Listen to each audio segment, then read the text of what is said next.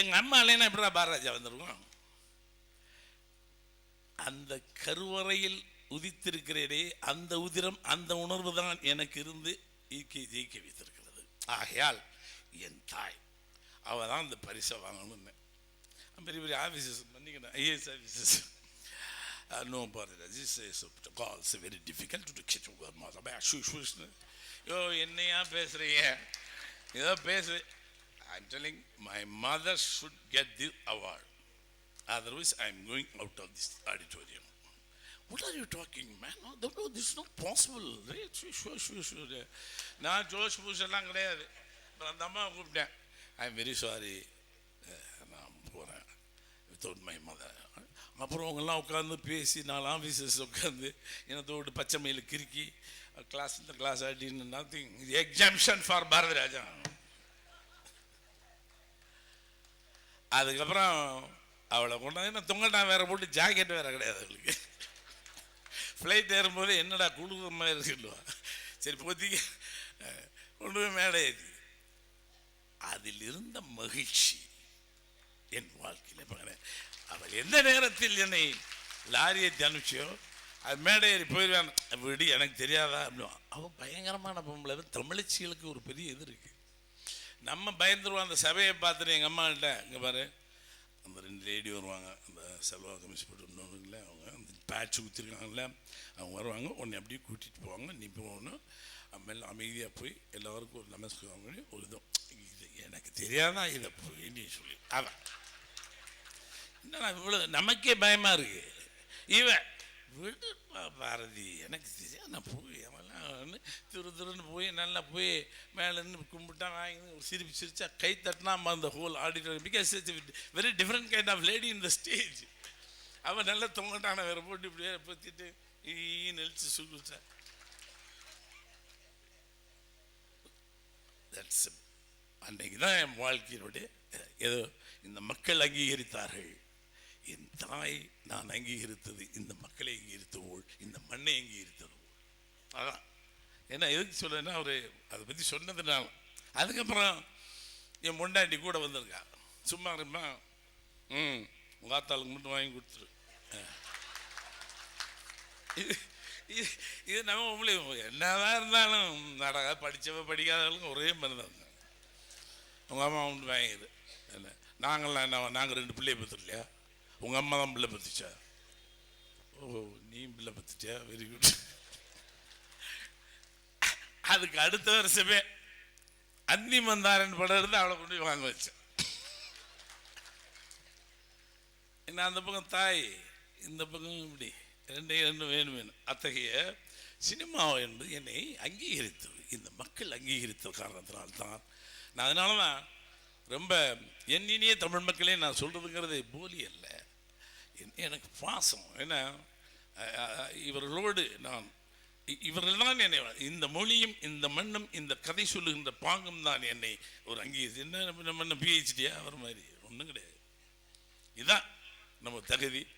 அது சொன்னோன்னு ஒரு கை தட்டிடுறீங்க. என்னினிய தமிழ் மக்கள் என்ன, அது நெருக்கமான பாசத்தை இன்னும் அதிகமாக்குகிறது.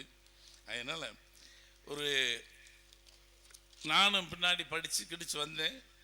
இது ஒரு எனக்கு பொறாமையும் கூட கொஞ்சம் இவர் மேலே. இவர் பார்த்தீங்கன்னா பாருங்கள், ஈரோடு புத்தக திருவிழா.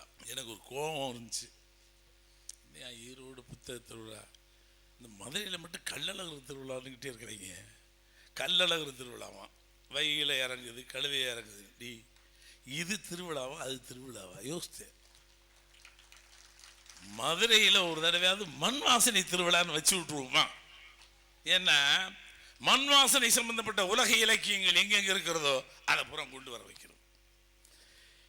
அது பெங்காலா இருக்கட்டும், அஸ்ஸாமா இருக்கட்டும், ஒரிசாவா இருக்கட்டும், இலக்கியத்தில் கிராம இலக்கியங்கள் அற்புதம். இப்போ படங்கள்லேயே நீங்கள் பார்த்தீங்கன்னா மதர் இந்தியாவுக்கு இணையான ஒரு படத்தை இதுவரையில் நான் பார்க்க முடியாது. நீங்கள் எத்தனை பேர் படம் பார்த்துருப்பீங்க? மதர் இந்தியா ஒரு மெஹபூப் கான் டைரக்ஷனில் இன்னைக்கு என்னைய ஈரமாக வச்சுட்டு இருக்குது அந்த சினிமா தான் மதர் இந்தியா, நர்கிஸ் நடிச்சது. இந்த மண் வாழ்க்கையை, இந்திய மண்ணினுடைய வாழ்க்கையை அப்படி பிழிஞ்சு எடுத்திருப்பார். ஒரு விவசாய வாழ்க்கை, good earth, world the best Chinese food. இதை மாதிரி இப்போ கேரளா, கர்நாடகா எல்லா இடங்களையும் கிராமிய இலக்கியங்கள் அற்புதமாக இருக்கும். அதுகளை கொண்டாந்து வச்சு அதுக்குன்னு ஒரு திருவிழா செஞ்சிடணும். அப்போ அவரும் யோசிச்சுட்டே இருக்கேன், இவர் மட்டும் ஈரோடு, நாம மதுரை மண் வாசனை விழான்னு ஒன்று வச்சிடலாம் அப்படின்னு. நான் வைக்கிறேன் இல்லையோ அவருக்கு நான் வழிகாட்டியாக சொல்லுகிறேன், மதுரையிலையும் நீங்கள் நடத்தணும், நான் உறுதுணையாக. ஏன்னா இது ஒரு இடத்தில் மட்டுமே இருக்கக்கூடாது, உலகளாவி வர வேண்டும். ஏன்னா அறிவு, இது அறிவு பாசறை, இது மக்களுக்கு கொண்டு போய் சேர்க்க வேண்டும்.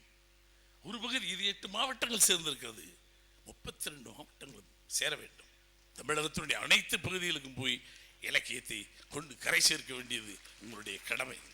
என்றால் வாசிப்பு குறைந்து கொண்டே இருக்கிறது. ஆனால் இன்று நான் கேள்விப்பட்டேன், விற்பனையில் வாசிப்பு அதிகமாக இருக்கிறது. ஆச்சரியம்.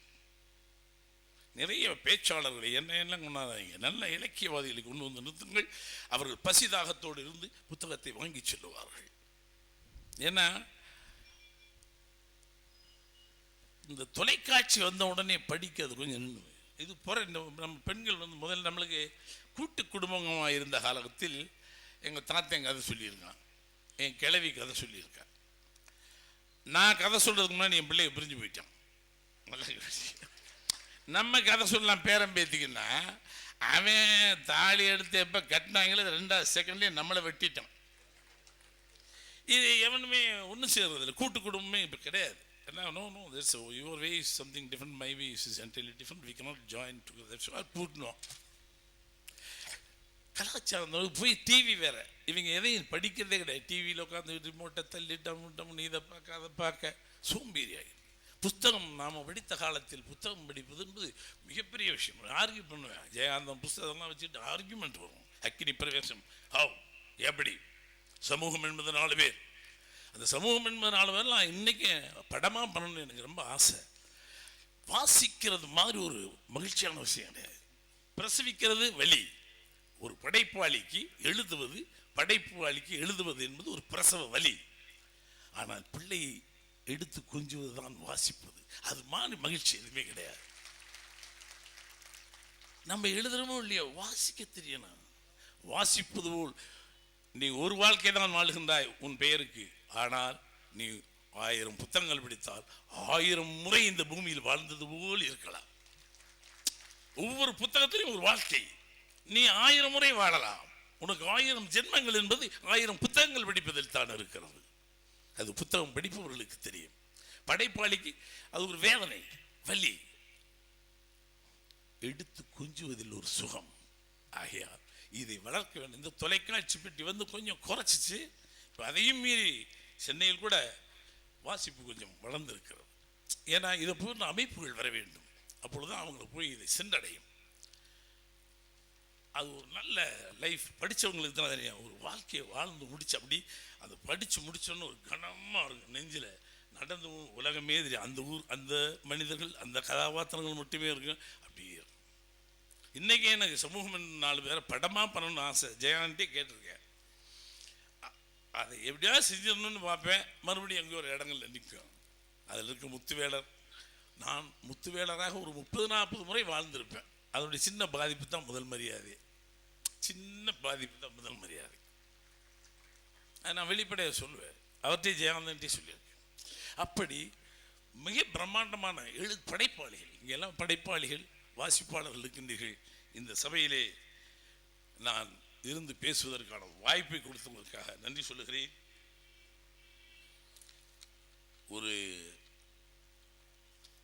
படைப்பாளி என்பவன் காலத்தின் தேவை. கடந்த காலத்தை மீட்டெடுப்பவனும் நிகழ்காலத்தை பதிவு செய்பவனும் எதிர்காலத்திற்கு வழி சொல்லுபவன் தான் படைப்பாளி. அத்தகைய படைப்பாளிகள் நிறைய தமிழகத்தில் இருக்கிறார்கள். எனக்கு கூட ஆசை, கி ராஜநாராயண, நாஞ்சில், எங்கள் ஜாதிக்காரங்க, மேலாண்மை பொன்னுசாமி, இதுகெல்லாம் நம்ம மாதிரி சட்டிப்பட்டி, பானை, ஆத்தாங்கரை, கள்ளிச்செடி, கரிசக்காடு, இப்படி இதை மீறி அறிவாளிகள் இருக்காங்க. அவர்களும் சிறந்த எழுத்தாளர். நாஞ்சில் நானா, இதெல்லாம் நிறைய படிக்கணும்னு ஆசைப்படுவேன். அப்படி வாங்கி வாங்கி வச்சுட்டு, ஆனால் இந்த யுகம் ஏதோ சட்டையில் தீப்பிடிச்சிட்டு ஓடுற மாதிரி நம்ம ஓடிக்கிட்டே இருக்கோம். இதை படிக்கிறது இல்லை.